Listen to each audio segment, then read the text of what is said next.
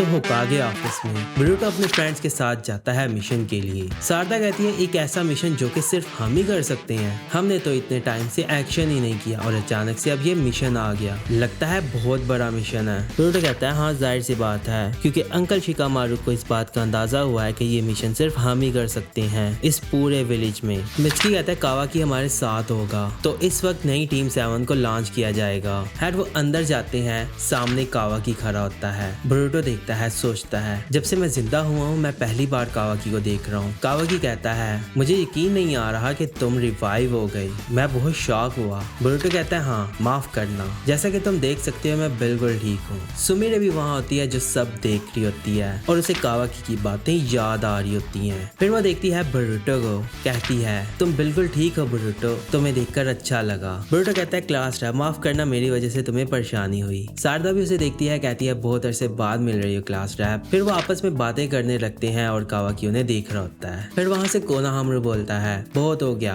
बात सुनो, सॉरी तुम लोगों को अचानक से बुला लिया। शिकामारू कहता है चलो अब बात शुरू करते हैं। फिर सारे उसे देखने लगते हैं। शिकामारू बोलता है हिडन लीफ विलेज बहुत सारी प्रॉब्लम्स को डील कर रहा है और हाँ हर विलेज अपनी अपनी प्रॉब्लम के साथ डील कर रहा होता है हर वक्त, लेकिन हिडन लीफ विलेज आजकल बहुत ही खतरनाक सिचुएशंस के साथ डील कर रहा है। सुनो ब्रूटो, थोड़े अरसे पहले हमें नहीं पता था कि मोमोशिकी तुम्हारी बॉडी पर कब्जा कर सकता है, हमें इसके बारे में पहले बिल्कुल भी नहीं पता था और अब तुम पूरी तरह ओत्सुसुकी बन चुके हो। ब्रूटो कहता है मुझे आपकी बात पसंद नहीं आ रही। फिर वो कहता है तुम सुनो कावाकी, तुम्हारी तरबियत ठीक नहीं है और अब तुम्हारे पास कारमा वापस आ गया है, साथ में इशिकी की एबिलिटीज भी, और अब तुम एक ऐसी एंटिटी बन चुके हो जिसको हम कंट्रोल नहीं कर सकते। बेशक तुम्हारा केस ब्रूटो की तरह नहीं है कि इशिकी तुम्हारी बॉडी के ऊपर कंट्रोल नहीं कर सकता, बस मैं बात साफ करना चाहूंगा कि हम तुम्हारी पावर को चेक में नहीं रख सकते और हम लोग विलेज को प्रोटेक्ट करते हैं और हमारी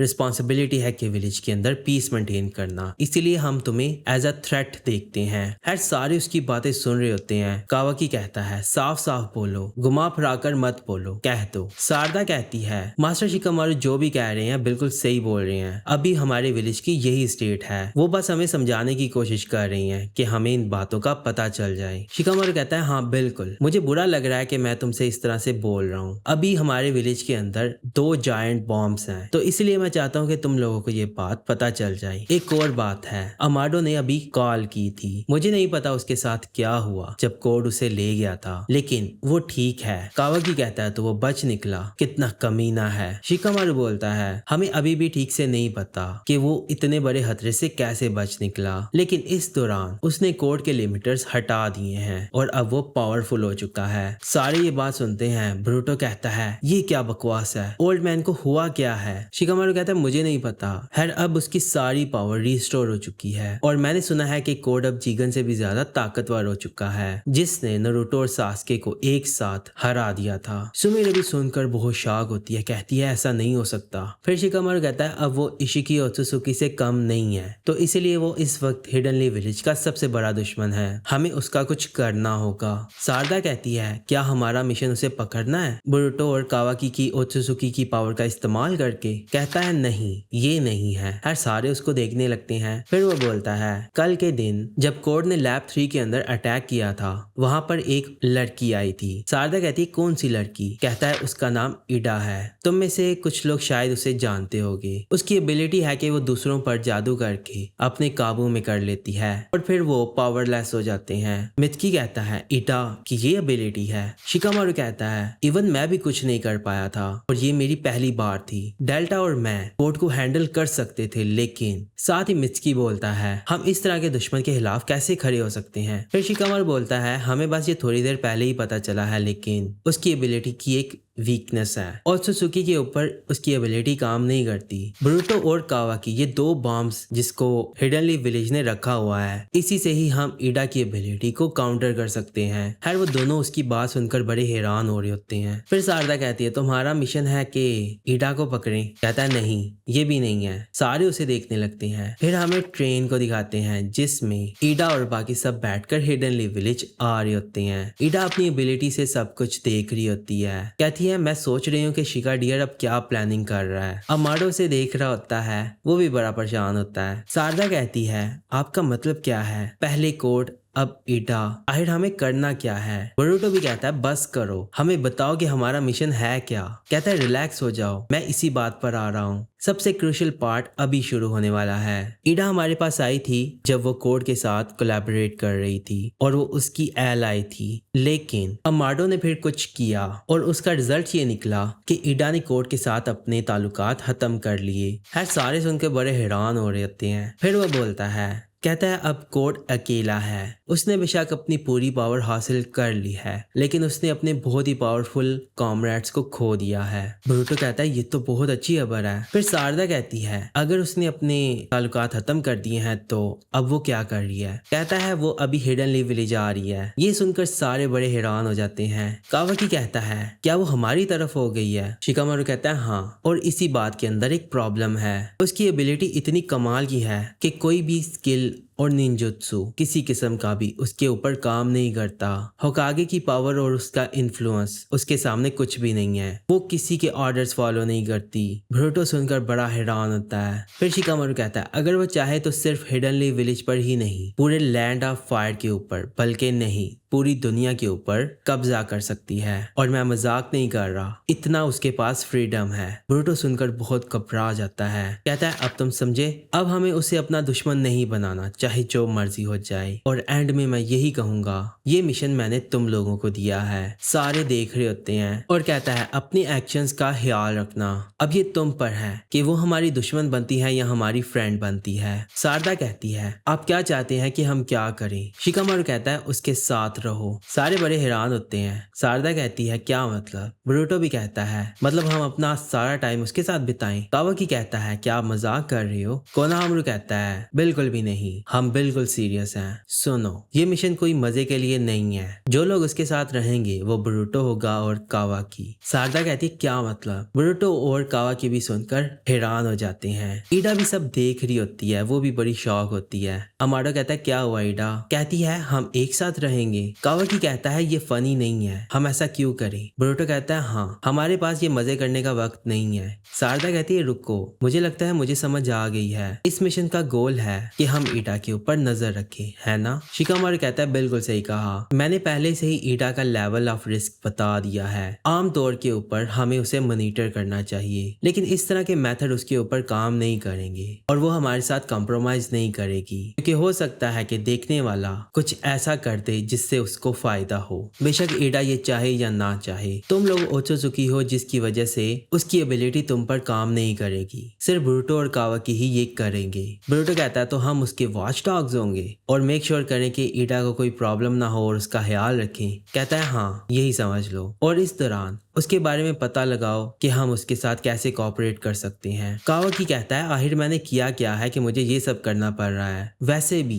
हो सकता है कि वो हमारे प्लान से राजी ना हो। शिकामारू कहता है अगर ऐसा हुआ तो वो हमारे विलेज में नहीं आएगी और ये हमारी सेफ्टी के लिए है। मित्सुकी कहता है ये तो फिर जबरदस्ती लिए जाने वाला मौकफ होगा ना। शिकामारू कहता है हम कुछ भी ऐसा नहीं करना चाहते जिससे उसको गुस्सा आए, इसीलिए हमें इन चीजों का ख्याल रखना होगा। हमें इसके ऊपर एक बैलेंस बनाकर रखना होगा और इसके अलावा मुझे ऐसा लगता है कि उसे ये साथ रहने वाला प्रपोजल पसंद आएगा। सारे बड़े हैरान होते हैं। मित्सुकी पूछता है आपको ऐसा क्यों लगता है? खैर फिर वो बोलता है, कहता है मुझे भी सुनने में ये बड़ा अजीब लगा था और मुझे कहने में भी बड़ा अजीब लग रहा है, लेकिन ये बहुत ही क्रूशियल बात है इस मिशन के लिए, तो इसीलिए मैं बता ही देता हूँ। ईडा को कावाकी बहुत पसंद है। ये सुनकर वो बहुत हैरान होता है। बोरुटो भी बहुत हैरान होता है, क्या बोल रहे हो? सारदा भी कहती है ये क्या बात हुई? ईडा देख रही होती है, वो भी शर्मा जाती है। कहती है उसने बोल दिया। शिका डियर तुमने ऐसा क्यों किया? अमाडो देखता है, कहता है क्या हुआ? तुम तब से भूली जा रही हो। खैर फिर डेमन को दिखाते हैं। कहता है